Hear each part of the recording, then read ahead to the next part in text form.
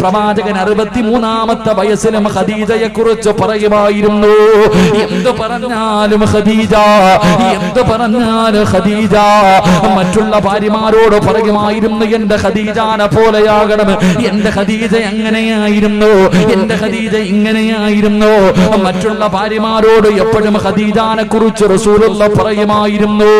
സഹിക്കാൻ കഴിയാതെ ഒരു ദിവസം ആയിഷ ബീബി ചോദിച്ചു പോയി, നബിയേ, ഈ കിളവിയോട് എത്ര സ്നേഹമെന്റെ നബിയേ. തന്റെ ഭാര്യയെ കിളവി എന്ന് വിളിച്ചപ്പോ റസൂലുള്ളാന്റെ കണ്ണ് നിറഞ്ഞു പോയി. തന്റെ ഭാര്യയെ കിളവി എന്ന് വിളിച്ചപ്പോ റസൂലുള്ളാഹ് സഹിച്ചില്ല, അവിടുത്തെ കണ്ണ് നിറഞ്ഞു പോയി. മരിക്കുന്ന കാലത്തോളം പ്രവാചകന് ഖദീജ എന്ന് പറഞ്ഞ കരയുമായിരുന്നു. എന്തിനാരെങ്കിലും അല്പം നല്ല ഭക്ഷണം കൊണ്ടു കൊടുത്താ ഖദീജാന്റെ കൂട്ടുകാരികൾക്ക് കൊടുത്തു വിടുമായിരുന്നു. അത്രയ്ക്ക് സ്നേഹമായിരുന്നു. തന്റെ പ്രിയപ്പെട്ട പൊന്നുമോൾ ഫാത്തിമ ബീബി റളിയല്ലാഹു തആല അൻഹയുടെ വീട്ടിലേക്ക് ഒരു പാവപ്പെട്ട മനുഷ്യനെ അല്ലാഹുവിന്റെ റസൂൽ പറഞ്ഞു വിട്ടു. അവസാനം ആ മനുഷ്യനുണ്ടല്ലോ, തന്റെ കയ്യിലിരുന്ന ഒരു മാല കാണിച്ചിട്ട് പറഞ്ഞു, യാ റസൂലല്ലാഹ്, അല്ലാഹുവിന്റെ റസൂലേ, നിങ്ങളുടെ പൊന്നുമോള് കഴുത്തിൽ കിടന്ന മാല ഊരി എനിക്ക് നൽകി നബിയേ. തന്റെ കയ്യിലിരിക്കുന്ന മാല എടുത്തിങ്ങനെ കാണിക്കുമ്പോ റസൂലുള്ള കരയുകയാ, അല്ലാഹുവിന്റെ റസൂല് കരയുകയാ. എന്തിനാ നബിയെ കരയുന്നത്? എന്തിനാ നബിയെ കരയുന്നത്? ഒരു മാല ഇങ്ങനെ കാണിച്ചപ്പോ റസൂലുള്ളാന്റെ താടിയിലൂടെ കണ്ണുനീരൊഴുകുകയാ. എന്തിനാ കരഞ്ഞതെന്നറിയോ? ആ മാല ഏതെന്നറിയോ? തന്റെ ഖദീജാന്റെ കഴുത്തിൽ കിടന്ന മാലയാ. തന്റെ ഭാര്യയുടെ കഴുത്തിൽ കിടന്ന മാല കണ്ടപ്പോൾ റസൂലുള്ള കരഞ്ഞുപോയി. കാരണം എന്തെന്നറിയോ? ശൈബ് അബീ താലിബ് എന്ന് പറയുന്ന മലഞ്ചെരിവിലേക്ക് ഖുറൈശികൾ നാട് കടത്തുമ്പോ അല്ലാഹുവിന്റെ പ്രവാചകൻ പറഞ്ഞു, ഖദീജ, മക്കളെയും കൂട്ടിയിട്ട് നീ വീട്ടിലേക്ക് പോ ഖദീജ, മക്കളെയും കൊണ്ട് നീ നിന്റെ വീട്ടിലേക്ക് പോ ഖദീജ. നിങ്ങളെ ആരാണ് ഖദീജ എന്ന് പഠിക്കണം. ആ ഖദീജാന്റെ ജീവിതം പോലെ ജീവിക്കാൻ പഠിക്കണം പൊന്നുമോള്. ഖദീജ ബീബി റളിയല്ലാഹു തആല അൻഹയോട് അല്ലാഹുവിന്റെ പ്രവാചകൻ പറഞ്ഞു, മക്കളെയും കൊണ്ട് നീ വീട്ടിലേക്ക് കടന്നു പോ ഖദീജ. കാരണം എന്തെന്നറിയോ? ഖദീജ കോടീശ്വരിയായിരുന്നു. പട്ടിണിയോ ദുരിതമോ വേദനയോ പ്രയാസമോ ഖദീജാൻ അറിയില്ല. അല്ലാഹുവിന്റെ റസൂൽ പറഞ്ഞു, നിനക്ക് പട്ടിണി കിടക്കാൻ അറിയില്ലല്ലോ, ത്യാഗം സഹിക്കാൻ കഴിയില്ലല്ലോ, അതുകൊണ്ട് മക്കളെയും കൊണ്ട് നീ നിന്റെ വീട്ടിലേക്ക് പോ ഖദീജ. ആ സ്നേഹനിധിയായ ഭാര്യ ചെയ്തതെന്തെന്നറിയോ? അല്ലാഹുവിന്റെ റസൂലിനെ കെട്ടിപ്പിടിച്ചിട്ട് കരഞ്ഞുകൊണ്ട് പറയുന്നു, നബിയേ, എന്നെ പറഞ്ഞു വിടല്ലേ നബിയേ, എന്നെ പറഞ്ഞു വിടല്ലേ നബിയേ. മരിക്കാനാണെങ്കിലും ജീവിക്കാനാണെങ്കിലും ഈ ഖദീജ കൂടെയുണ്ട് നബിയേ. പട്ടിണി കിടന്ന് മരിക്കാനാണെങ്കിലും ഞാൻ കൂടെയുണ്ട് നബിയേ. എന്നെ പറഞ്ഞു വിടല്ലേ എന്ന് ഭർത്താവിന്റെ കയ്യിൽ പിടിച്ചിട്ട് കരയുമ്പോ നിങ്ങളെ ജീവിതം അതാണ് പൊന്നുമോള്. അല്ലാഹു തന്നത് കൊണ്ട് തൃപ്തിപ്പെട്. പടച്ചറപ്പ് നിനക്ക് തന്ന അനുഗ്രഹങ്ങളെ കുറിച്ച് എന്തേ ചിന്തിക്കാത്തത്? എത്ര കിട്ടിയാല് തികയാത്ത പെണ്ണുങ്ങളുണ്ട്, എത്ര കിട്ടിയാല് തികയാത്ത പെണ്ണുങ്ങളുണ്ട്. ഉമ്മമാരെ, മഹാനായ നബി മുഹമ്മദ് മുസ്തഫ വിശന്ന വയറോടെ വീടിന്റെ അകത്തേക്ക് ഓടി വരികയാ. അല്ലാഹുവിന്റെ പ്രവാചകന് വിശന്ന വയറോടെ കീട്ട് വീട്ടിലേക്ക് കയറി വന്നിട്ട് അവിടെ നിന്ന് ചോദിച്ചു, ആയിഷ, കഴിക്കാൻ വല്ലതുമുണ്ടോ ആയിഷ? ഭർത്താവ് വീട്ടിൽ വന്നിട്ട് ഭാര്യയോട് ഭക്ഷണം ചോദിക്കുമ്പോ ഭാര്യ നിന്ന് കരയുകയാ, ആയിഷ ബീബി നിന്ന് കരയുകയാ. ഒന്നുമില്ലെന്ന് മനസ്സിലായ പ്രവാചകൻ ചോദിച്ചു, ഇത്തിരി വെള്ളം തരുവോ ആയിഷ? എനിക്കിത്തിരി വെള്ളം തരുവോ ആയിഷ? രണ്ട് കൈയും മുഖത്തിങ്ങനെ പിടിച്ചിട്ട് പൊട്ടിക്കരയുകയാ. ഇല്ലായിരുന്നു പെങ്ങള്, ഭർത്താവിന് കുടിക്കാൻ കൊടുക്കാ പച്ചവെള്ളം പോലും ആ വീടിന്റെ അകത്തില്ലായിരുന്നു പെങ്ങള്. എന്റെ പ്രിയപ്പെട്ടവര്, തന്റെ പ്രിയപ്പെട്ട ഭാര്യ കരയുമ്പോ കെട്ടിപ്പിടിച്ചിട്ട് പറഞ്ഞു, ആയിഷ, നീ എന്റെ കൂടെ ഇല്ലേ ആയിഷ, നീ എന്റെ കൂടെ ഇല്ലേ ആയിഷ. തങ്ങളെ ആയിഷ ബീബി റളിയല്ലാഹു തആല അൻഹ പറയുകയാ, എന്റെ വീടിന്റെ അകത്തെങ്ങാണം വിളക്കിന്റെ അകത്തൊഴിക്കുന്ന എണ്ണയുണ്ടല്ലോ, എന്റെ വീടിന്റെ അകത്തെങ്ങാണം എന്റെ വീടിന്റെ അകത്തെങ്ങാണം വിളക്കിന്റെ അകത്തൊഴിക്കുന്ന എണ്ണയുണ്ടായിരുന്നെങ്കിൽ വിശപ്പ് കാരണം ദാഹം കാരണം ഞാനതെടുത്ത് കുടിക്കുമായിരുന്നു സഹാബാ. കുടിക്കാൻ വെള്ളം പോലുമില്ലാത്ത വീട്, കുടിക്കാൻ വെള്ളം പോലുമില്ലാത്ത വീട്. പഠിക്കണം പൊന്നുമോളെ, അല്ലാഹുവിന്റെ പ്രവാചകന്റെ പൊന്നുമോള് എവിടെ നിന്നോ അല്പം മാവ് കിട്ടി ഒരു റൊട്ടി ഉണ്ടാക്കി കഴിക്കുന്നതിന് വേണ്ടി ഭക്ഷണം എടുത്തപ്പോഴാണ് വാപ്പാനെ ഓർമ്മ വരുന്നത്. ഓടുകയാ.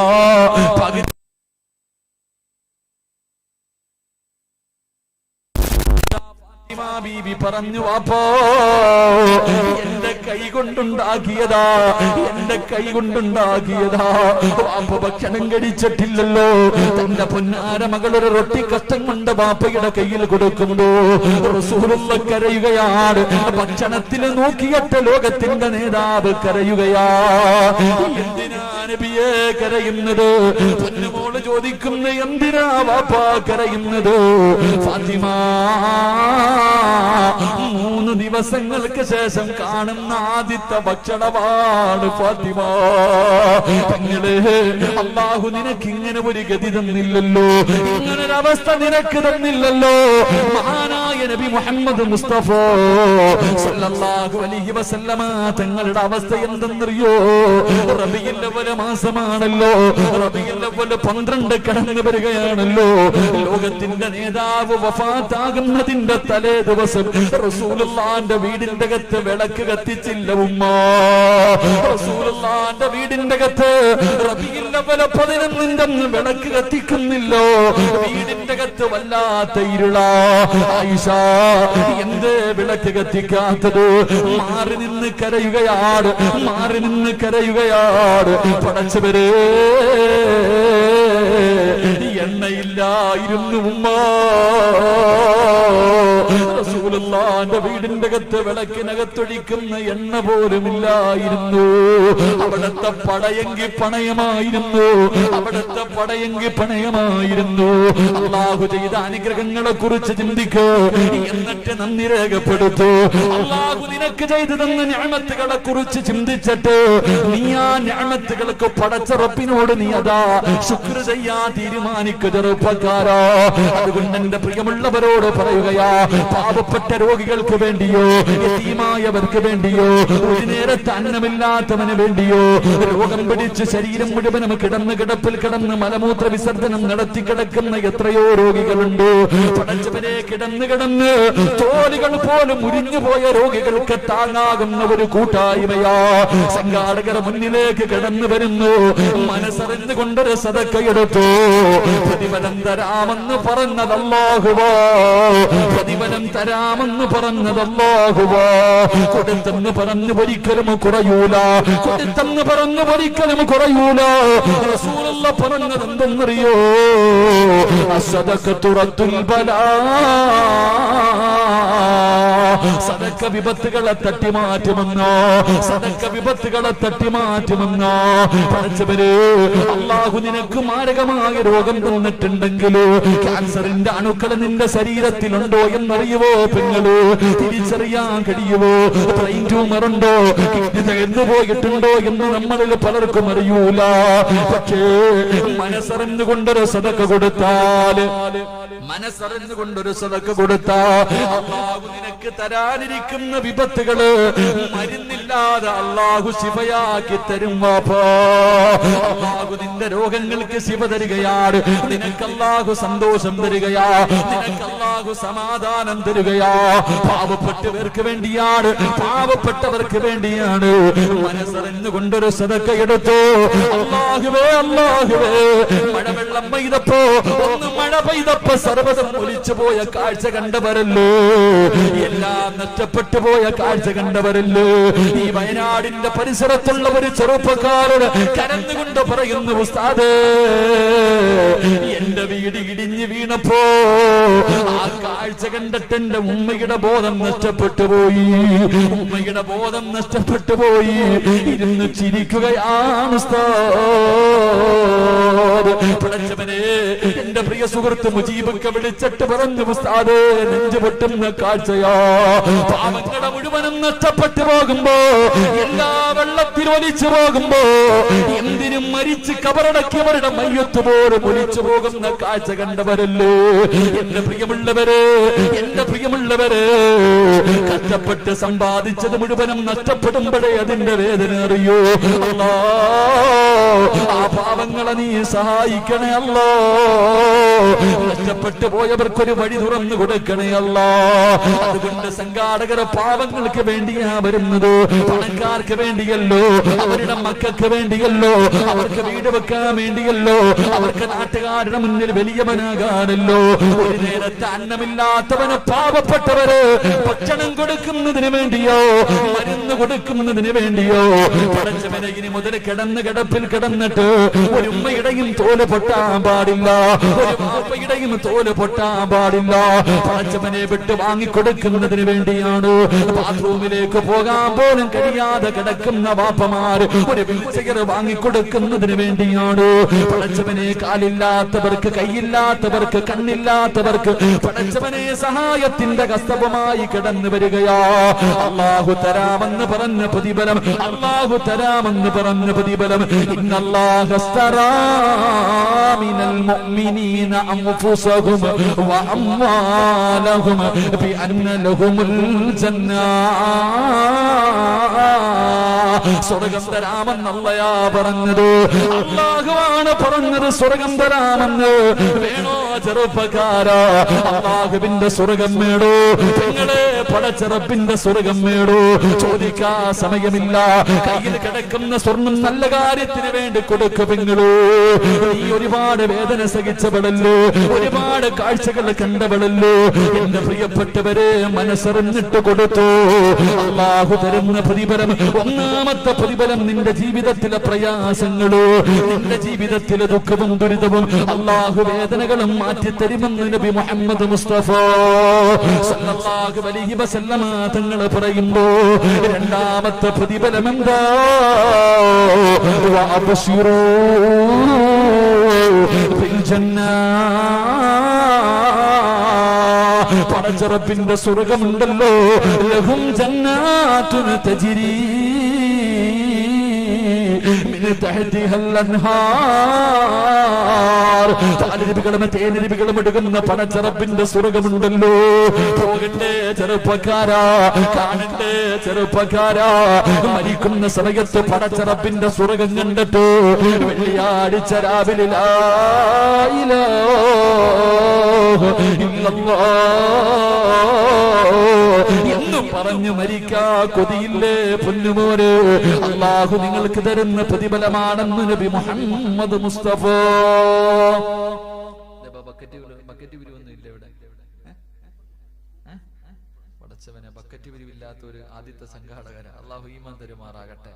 എന്താപ്പാ ബക്കറ്റ് ഉണ്ടോപ്പാ? ബക്കറ്റ്, ഒരു ബക്കറ്റ് എടുത്തിട്ടോ.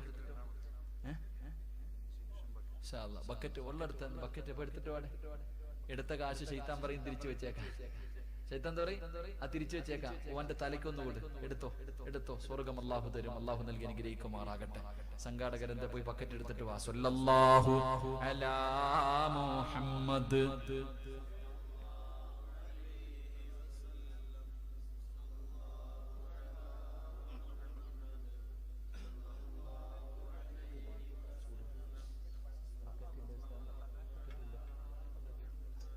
സല്ലല്ലാഹു അലൈഹി വസല്ലം.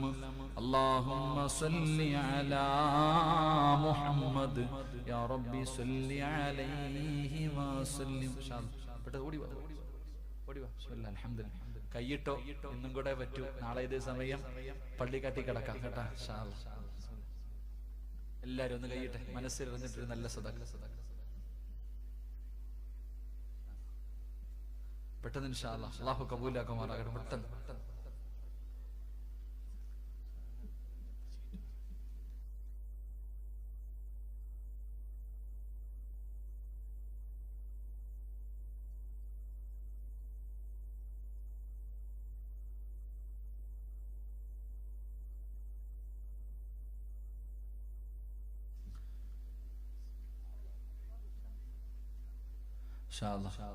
ഷംനാദിന്റെ ലൈസൻസ് ഇവിടെ കിട്ടിയിട്ടുണ്ട് കേട്ടോ. ഷംനാദ് എന്ന് പറയുന്ന ചെറുപ്പക്കാരന്റെ ലൈസൻസ്, നല്ല താടിയൊക്കെ ഉണ്ട്. ഷംനാദിന്റെ ലൈസൻസ് ഇവിടെ ഉണ്ട് കേട്ടാ. ഷാല മേടിച്ചോ. അള്ളാഹു സ്വീകരിക്കുമാറാകട്ടെ. തലയുടെ മുകളിൽ നോക്കൊരു മലക്ക് നിന്നെയും കാത്ത് നിൽക്കുന്നുണ്ട്. പോക്കറ്റിൽ വെച്ചിട്ട് നീ ഇട്ടില്ലെങ്കിൽ ആ മലക്കിന്റെ ശാപം കിട്ടും, ഇട്ട ആ മലക്കിന്റെ ദുആ കിട്ടും. ഏത് വേണമെന്ന് നിങ്ങൾ തീരുമാനിക്കും. അള്ളാഹു ബർക്കത്ത് ചെയ്യുമാറാകട്ടെ. അള്ളാഹു ബർക്കത്ത് ചെയ്യുമാറാകട്ടെ. എന്റെ പ്രിയമുള്ള സഹോദരങ്ങളെ, പ്രവാചകൻ പറഞ്ഞു, 2 പെങ്ങളെ, പണമൊന്നും വേണ്ട മോളെ, പട്ടിണിയെങ്കിൽ പട്ടിണി, സന്തോഷമെങ്കിൽ സന്തോഷം, ദുഃഖമെങ്കിൽ ദുഃഖം, സമാധാനത്തോടെ ജീവിക്ക്. ഏറ്റവും വലിയ സമ്പത്ത് സ്നേഹമാണ്. അത് മനസ്സിന്റെ ഉള്ളിലുണ്ടെങ്കിൽ ഒന്നും വേണ്ട. കഞ്ഞിയും വേറെങ്കിൽ കഞ്ഞിയും വേറെ. നീ കണ്ടിട്ടില്ലേ ഈ റോഡിൽ കുഴിയെടുക്കണ തമിഴ്നാട്ടിലെ ആൾക്കാർ? ഭാര്യയും ഭർത്താവും കൂടെ ഒരുമിച്ച് നിന്നാ കുഴിയെടുക്കണേ. കടത്തിനെ കിടക്കണ കിടപ്പണ്ട. എന്തൊരു സന്തോഷം എന്നറിയോ? നിന്റെ കൊട്ടാരത്തിൽ അത് കിട്ടൂല. കാരണം എന്തേ? നിനക്ക് എത്ര കിട്ടിയാലും തികയില്ല, അവർക്ക് കിട്ടിയ തികയും. അതാ വ്യത്യാസം. അള്ളാഹു ഈമാൻ തരുമാറാകട്ടെ. അള്ളാഹു ഈമാൻ തരുമാറാകട്ടെ. എന്റെ പ്രിയമുള്ള സഹോദരങ്ങളെ, മഹാനായി നബി മുഹമ്മദ് മുസ്തഫ സ്വല്ലല്ലാഹു അലൈഹി വസല്ലമ തങ്ങൾ പറഞ്ഞു, രണ്ടാമത്തെ പ്രതിഫലം പ്രവാചകൻ അവിടെന്ന് പറഞ്ഞു, സ്വഹാബ അവിടെന്ന് പറഞ്ഞു, വറള ബിമാ ഖസമല്ലാഹു ലക തകുന്ന ഗനന്നാസ്. അല്ലാഹു തന്നതുകൊണ്ട് തൃപ്തിപ്പെടുന്നവന് അവനാണ് ലോകത്തിലെ ഏറ്റവും വലിയ കോടീശ്വരൻ. അവൻ അല്ലാഹുവിന്റെ സ്വർഗ്ഗമുണ്ടെന്ന് നബി മുഹമ്മദ് മുസ്തഫ. ഉറക്കെ നബി മുഹമ്മദ് മുസ്തഫ സല്ലല്ലാഹു അലൈഹി വസല്ലം. അല്ലാഹു എല്ലാവർക്കും ഖൈറും ബറക്കത്തും. അല്ലാഹുവേ, ആരെല്ലാം മനസ്സറിഞ്ഞുകൊണ്ടൊരു സദഖ ചെയ്യുന്നു, അല്ലാഹുവേ നീ അവരുടെ ദുനിയാവും ആഖിറവും നീ രക്ഷപ്പെടുത്തണേ തമ്പുരാനെ. എന്റെ പ്രിയമുള്ളവരെ, മഹാനായി നബി മുഹമ്മദ് മുസ്തഫ സല്ലല്ലാഹു അലൈഹി വസല്ലം തങ്ങൾ പറഞ്ഞു, വിശുദ്ധ ഖുർആനിലെ 3 ആയത്തുകൾ, അല്ലാഹുവിന്റെ പരിശുദ്ധമായ ഖുർആനിലെ 3 ആയത്തുകൾ ആരെങ്കിലും എല്ലാ ദിവസവും ഓതിയാൽ 2 പ്രതിഫലം, 70,000 മലക്കുകളുടെ സംരക്ഷണം. 70,000 മലക്കുകളുടെ സംരക്ഷണം. മരിച്ച ഷഹീദിന്റെ കൂലി അള്ളാഹു നൽകി അനുഗ്രഹിക്കുമാറാകട്ടെ. അള്ളാഹു നൽകി അനുഗ്രഹിക്കുമാറാകട്ടെ. ഇൻഷാ അല്ലാഹ് അതുകൂടെ പറഞ്ഞിട്ട് വേണം നമുക്ക് ദുആ ചെയ്ത് പിരിയാൻ. ഇൻഷാ അല്ലാഹ് പറഞ്ഞു തരട്ടെ. ഉറക്കൊന്ന് പറഞ്ഞുതരട്ടെ. പറട ചങ്ങായിമാരെ പറഞ്ഞു തരട്ടെ. നിങ്ങൾ എന്തിനും കൂടെ ഉണ്ടല്ലോ. സബ് ജൂനിയർ വിഭാഗം എന്തിനുണ്ട്. ഇൻഷാ അല്ലാഹ് അൽഹംദുലില്ലാഹ്. അള്ളാഹു മക്കളെയൊക്കെ സാലിഹീങ്ങളിൽ പെടുത്തുമാറാകട്ടെ. സാധാരണ കൊച്ചുകുട്ടികളെ പറയുമ്പോൾ അവന്മാര് നമ്മളെ ശശിയാക്കല പതിവ്. കൊച്ചുകുട്ടികളെ എന്തെങ്കിലും പറയും. ഇന്നത്തെ ചെറുപ്പക്കാരൊക്കെ വലിയ ബുദ്ധി. അപ്പൊ നബിദിനൊക്കെ കടന്നു വരുമ്പോ റബീഉൽ അവ്വൽ മാസമാണ്, മൗലിദിന്റെയൊക്കെ കാര്യങ്ങൾ കടന്നു വരുമ്പോ എന്റെ പ്രിയപ്പെട്ട സഹോദരങ്ങളെ, ഞാനൂലുകൾ വാലു വെക്കണ പോലെ ഇങ്ങനെ കേൾക്കിയിട്ട് അവിടെ ഉണ്ടോ ഇവിടെ ഉണ്ടോ എന്ന് ചോദിക്കുന്ന കാലവാ. അള്ളാഹു നമ്മുടെ വളർന്നു വരുന്ന യുവ സമൂഹത്തിന് അള്ളാഹു ഈമാൻ നൽകി അനുഗ്രഹിക്കുമാറാകട്ടെ. ചെറുപ്പക്കാർക്കൊക്കെ വലിയ ബുദ്ധിയാണ്. എന്നിട്ട് നോക്ക്, ചെറുപ്പക്കാർക്ക് ഞാൻ തന്നെ ഒരു പയ്യന്റെ മുന്നിൽ മുട്ടുമടക്കി പോയി. ഒരു ചെറുപ്പക്കാരന്റെ ഒരു ചോദ്യത്തിന്റെ മുന്നിൽ ഇന്ന് ഉത്തരം കിട്ടാത്ത ഒരു ചോദ്യം. എന്നിട്ട് നോക്ക്, ആദം നബി അലൈഹിസ്സലാമിന്റെ വാരി ഏത് സൂറത്താ? ബിസ്മില്ലാഹിർ റഹ്മാനിർ റഹീം. ഇദാ ജാഅ നസ്റുല്ലാഹി വൽ ഫത്ഹ് വറഅയ്തൻ നാസ യദ്ഖുലൂന ഫീ ദീനില്ലാഹി അഫ്വാജാ فسبح بحمد ربك واستغفره إنه كان توابا. അല്ലാഹുവിന്റെ പ്രവാചകന്റെ മുന്നിലേക്ക് ജിബ്രീൽ അലൈഹിസ്സലാം കടന്നു വന്നിട്ട് പറയുന്നു, നബിയേ, ജനങ്ങൾ മുഴുവനും ഇസ്ലാമിലേക്ക് കടന്നു വന്നുകൊണ്ടിരിക്കുകയാ. എല്ലാവരും ഇസ്ലാമിലേക്ക് കടന്നു വന്നുകൊണ്ടിരിക്കുന്നു നബിയേ. അതുകൊണ്ട് യാ റസൂലല്ലാഹ് ഫസബ്ബിഹു ബിഹംദി റബ്ബിക വസ്തഗ്ഫിറുഹു ഇന്നഹു കാന തവ്വാബാ. അല്ലാഹുവിലേക്ക് മടങ്ങാൻ സമയമായി നബിയേ. അതുകൊണ്ട് ഇബാദത്തുകൾ അധികരിപ്പിക്കണേ, ഇസ്തിഗ്ഫാർ അധികമായിട്ട് പറയണേ. മരണത്തിന് വേണ്ടി തയ്യാറെടുക്കാൻ അല്ലാഹുവിന്റെ വിശുദ്ധമായ ഖുർആൻ പ്രവാചകനോട് പറയുമ്പോ ആ സൂറത്ത് ഞാനും നിങ്ങളും ഓതുന്നവരാണ്. അതുകൊണ്ട് ഈ റബീഉൽ അവ്വലിന്റെ രാത്രിയിൽ ഒരുമിച്ച് കൂടിയവരോടും എനിക്ക് പറയാറുള്ളത്, ഫസബ്ബിഹു ബിഹംദി റബ്ബിക വസ്തഗ്ഫിറുഹു ഇന്നഹു കാന തവ്വാബാ. എന്റെ പ്രിയമുള്ളവരെ, പ്രവാചകൻ പോലും ലോകത്ത് നിന്ന് യാത്രയായി പോവുകയായെങ്കിൽ നമ്മുടെ പോകേണ്ടവരാണല്ലോ. അതുകൊണ്ട് ഒരുങ്ങ സഹോദരാ,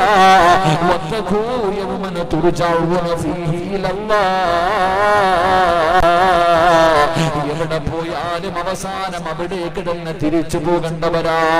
അല്ലയാ പറഞ്ഞത്, നീ എവിടെ പോയാലും ഈ ലോകത്തിന്റെ ഏത് മൂലയിൽ പോയാലും ഒരു ദിവസം എന്റെ മുന്നിലേക്ക് മടങ്ങി പെടേണ്ടവനാണെന്ന് അല്ലാഹു നമ്മളെ ഓർമ്മപ്പെടുത്തുമ്പോ ഒരു ഭീഷണിയുടെ സ്വരത്തില്, ഒരു താക്കീതിന്റെ സ്വരത്തിൽ അല്ലാഹു പറയുകയാ, എടാ നീ എന്റെ മുന്നിലേക്ക് തന്നെ തിരിച്ചു വരുമെന്ന് അല്ലാഹു പറയുമ്പോ പരിശുദ്ധമായ റബീഉൽ അവ്വലിന്റെ രാത്രിയിൽ ഒരുമിച്ച് കൂടിയ ഉമ്മ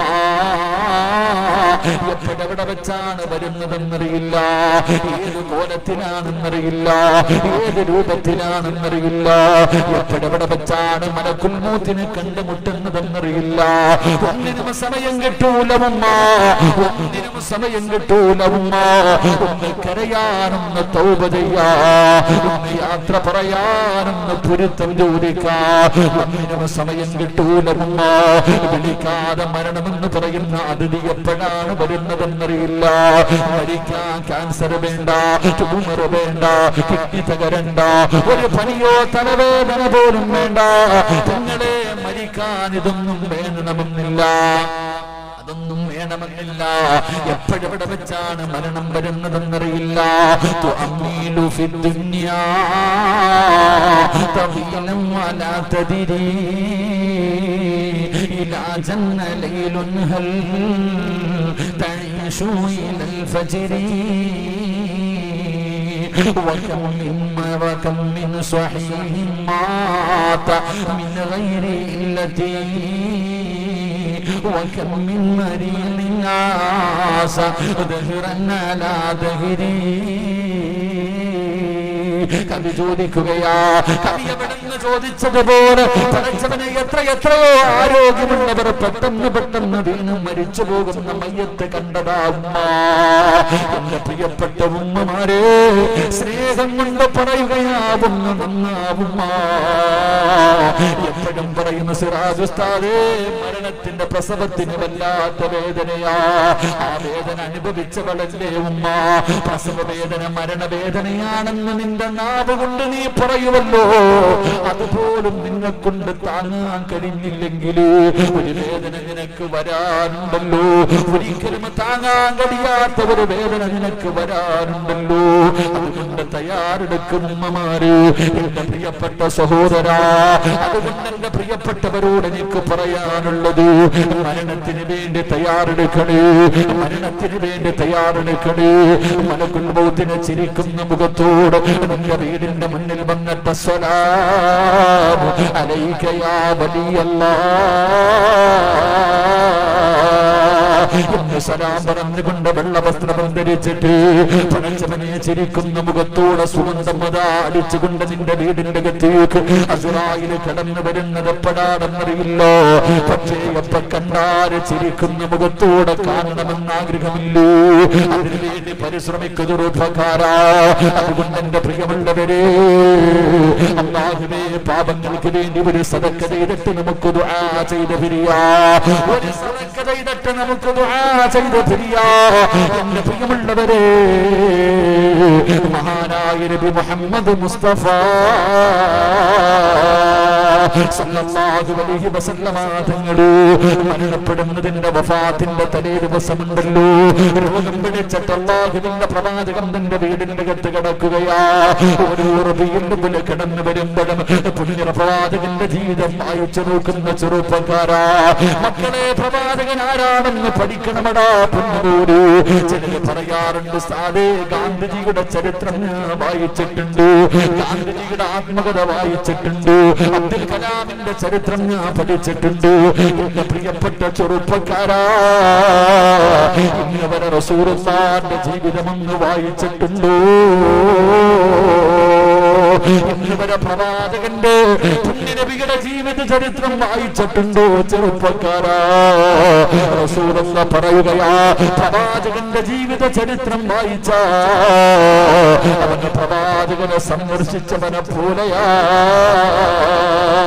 ലോകത്തിന്റെ നേതാവിന്റെ ചരിത്രം വായിച്ചാൽ ആ പുണ്യ പുണ്യപ്രവാചകന്റെ ജീവിതം, ആ പുണ്യപ്രവാചകന്റെ ജീവിത ചരിത്രം വായിച്ചു നോക്കിയാ അല്ലാഹുവിന്റെ പ്രവാചകനെ സന്ദർശിച്ചവനെ പോലെയാ.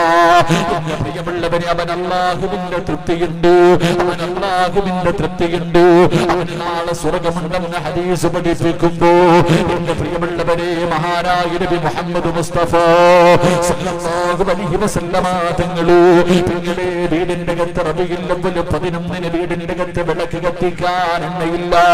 ആയിഷാ ബീബി കരഞ്ഞുകൊണ്ട് പറയുന്നു, അതാ തന്റെ മറ്റുള്ള ഭാര്യമാരുടെ വീട്ടിലേക്ക് പറഞ്ഞു വിടുകയാണ്. അവിടുന്ന് കിട്ടിയ എണ്ണയുമായി വീട്ടിലേക്ക് കടന്നു വന്നു. അല്ലാഹുവിന്റെ റസൂലിന്റെ വീടിന്റെ അകത്ത് വിളക്ക് കത്തിക്കുകയാ. പറച്ചവരേ, പ്രവാചകനതാ രോഗം പിടിച്ച് കിടക്കുകയാണ്. പിറ്റേ ദിവസം റബീഉൽ അവ്വൽ 12 വിലാലിതങ്ങൾ സുബഹിന്റെ ബാങ്ക് വിളിക്കുകയാണ്. നമസ്കരിക്കാൻ സഹാബികൾ മുഴുവനും പള്ളിക്കകത്ത് വന്നു. അല്ലാഹുവിന്റെ പ്രവാചകൻ നമസ്കരിക്കുമ്പോ, പള്ളിക്കകത്ത് നമസ്കാരം നടക്കുമ്പോ പ്രവാചകൻ പറഞ്ഞു, ആയിഷ, ആ തുണിയൊന്ന് മാറ്റി ആയിഷ, മറയൊന്ന് മാറ്റി ആയിഷ. പെങ്ങളേ, അല്ലാഹുവിന്റെ പ്രവാചകൻ സല്ലല്ലാഹു അലൈഹി വസല്ലമ തങ്ങള് സഹാബികളെ മുഴുവനും നോക്കുകയാണ്. ഓരോ മനുഷ്യനെയും അല്ലാഹുവിന്റെ റസൂൽ നോക്കുകയാ. അവസാനം എന്റെ പ്രിയമുള്ളവര്, അല്ലാഹുവിന്റെ പ്രവാചകൻ സല്ലല്ലാഹു അലൈഹി വസല്ലമ തങ്ങള് വീടിന്റെ അകത്ത് കിടക്കുകയാണ്. പടച്ചവനെ, പെട്ടെന്ന് പ്രവാചകന് രോഗമൊന്നു കൂടുകയാ. അല്ലാഹുവിന്റെ റസൂലിന് പെട്ടെന്ന് രോഗമൊന്നു കൂടി. അല്ലാഹുവിന്റെ പ്രവാചകന് പെട്ടെന്ന് രോഗം കൂടുകയാണ്. റസൂലുള്ള ബോധമില്ലാതെ വീടിന്റെ അകത്ത് കിടക്കുകയാ. ആയിഷാ ബീബി റളിയല്ലാഹു തആല ഇരുന്ന് കരയുന്നുണ്ട്. തന്റെ പൊന്നുമോള് മഹ്ദി ഫാത്തിമ ബീബി റളിയല്ലാഹു തആല ഇരുന്ന് കരയുന്നുണ്ട്. അല്ലാഹുവിന്റെ പ്രവാചകന് വീടിന്റെ അകത്ത് തളർന്നു കിടക്കുകയാണ്. ആ സമയമുണ്ടല്ലോ, വീടിന്റെ കവാടത്തിൽ ഒരു സലാം കേൾക്കുകയാണ്. السلام عليك يا أهل بيت النبوة افتح الباب. അവിടുന്ന് വിളിച്ചു പറയുന്ന പ്രവാചകന്റെ കുടുംബമേ, ഒന്ന് വാതില് തുറക്കുവോ, ഒന്ന് വാതില് തുറക്കുവോ. ഫാത്തിമ ബീബി റളിയല്ലാഹു തആല പറയുന്നു, എന്റെ ഉപ്പാന് സുഖമില്ല, എന്റെ വാപ്പ രോഗം കൂടിയിട്ട് കിടക്കുകയാ, സംസാരിക്കാനും പോലും എന്റെ വാപ്പയ്ക്ക് കഴിയുന്നില്ല. അതുകൊണ്ട് നിങ്ങൾ പോയിട്ട് പിന്നെയൊന്ന് വരുവോ. കരഞ്ഞുകൊണ്ട് ഫാത്തിമ ബീബി റളിയല്ലാഹു തആല മറുപടി പറയുന്നു, അല്ലാഹുവേ, കുറെ സമയം കഴിഞ്ഞു. രണ്ടാമതും കേൾക്കുന്നു, അസ്സലാമു അലൈക യാ അഹ്ല ബൈത്തിൻ നുബുവ ഇഫ്തഹിൽ ബാബ്. പടച്ചവനെ, ആയിഷ ഫാത്തിമ ബീബി വിളിച്ചു പറഞ്ഞു, എന്റെ ഉപ്പയ്ക്ക് സുഖമില്ല, പോയിട്ട് നിങ്ങൾ പിന്നെയൊന്ന് വരുവോ. അവിടുന്ന് ഫാത്തിമ ബീബി രണ്ടാമതും മറുപടി പറഞ്ഞു.